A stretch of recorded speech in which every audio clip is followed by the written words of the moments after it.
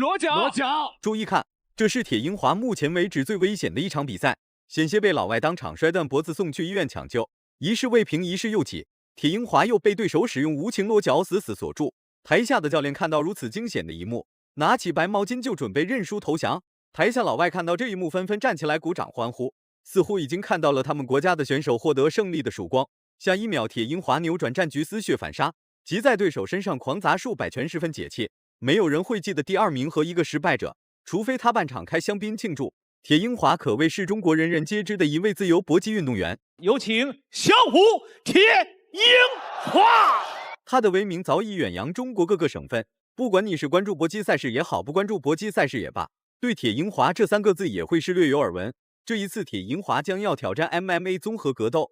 铁英华以往参加的比赛都是自由搏击或者是踢拳赛事，并没有参加过任何一次综合格斗的比赛。这场比赛对于铁英华来说不仅仅是一场挑战，更多的是让外国人瞧一瞧咱们中国人一个二个都不是孬种，同时也正在向全方面的体育领域发展。邱建良为了给在外国打比赛的中国拳击选手打气，则是选择参加了一次跨界挑战赛，与一位世界拳击冠军打了一场拳击赛，并以 KO 的方式获得了比赛胜利。这一次铁英华则是选择跨界挑战 MMA 综合格斗，他的对手是一位经验丰富的 MMA 职业运动员，一上来就把铁英华带入到了笼边。毕竟铁英华最擅长的就是在站立。克雷佩兹虽然一直在 MMA 的领域打比赛，但他又不是傻子，怎么会不知道铁英华在站立对拼的强悍？当然是选择与铁英华展开内围对抗或者是地面缠斗。这边要扣入地面，没错，铁英华死死的要扣住。哇，这边扣冷，扣手王是犯规的。刚才那个如果不扣绳，铁英华很可能就被摔倒了。对，而且铁英华是不会遇到在自由搏击当中裁判分开2人的这种情况。哎，没错。这边还在往下要找这个防摔的机会。被摔倒了，哇，直接给扭了。纵横拳坛这么多年的铁英华，虽然是首次来到综合格斗的领域打比赛，但铁英华在赛前已经做了大量的研究与特殊训练。面对比自己经验丰富的克雷佩兹，铁英华照样可以在被压制的时候实施有效进攻，3下5除2就破解了克雷佩兹的压制。这边是拿到了上位，看一下是直接站起来还是怎么样。想要地面砸击啊，非常有意思的一个场面。要不要过腿？要不要来出来的地面砸拳？是，如果没有动作，裁判可能会介入，让选手站起来。对。铁英华呢也是不敢轻易让队友起身，因为又怕对手直接给他抱摔。对，铁英华，但是现在目前没有进入地面，不敢回到站立对拼也不行。裁判直接命令克雷佩兹重新站起来。回到站立的克雷佩兹好像是失去了魂魄，失去了主心骨，根本不敢和铁英华展开正面对抗，时时刻刻都想邀请铁英华进入到地面缠斗。然而铁英华岂会轻易让克雷佩兹带入到不擅长的地面？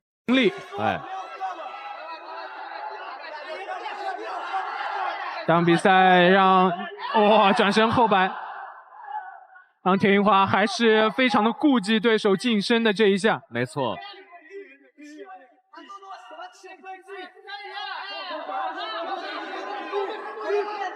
如果是一个地面相对，对，但是2个双腋下，扭倒，看有没有机会。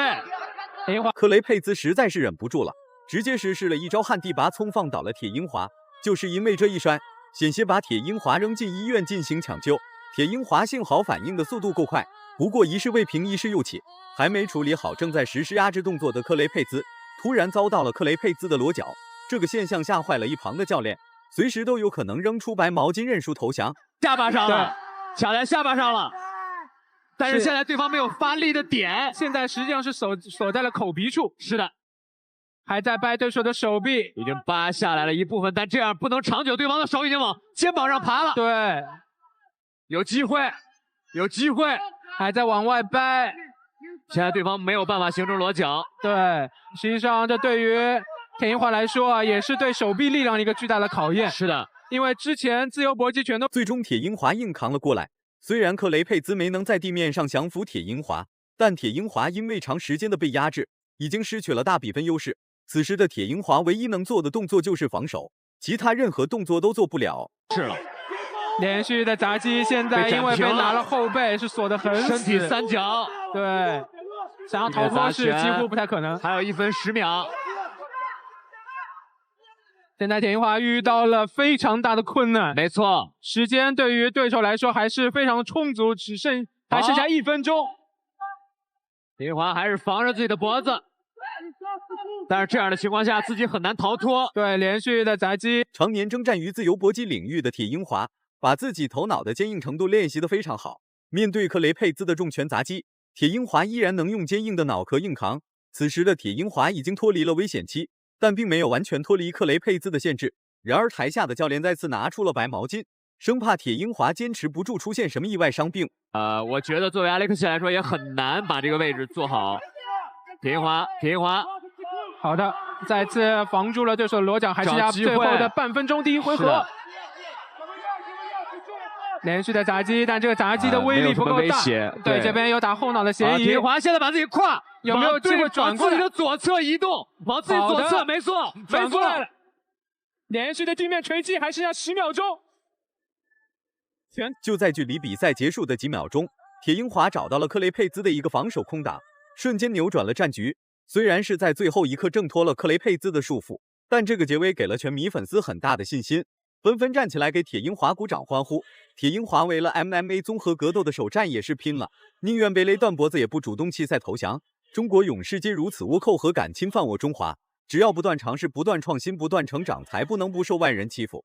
铁银华和邱建良都是好样的，勇于开创中国选手不擅长的领域，给大家树立榜样。没有利用自己的身体重量压力。看这个过胸，哇！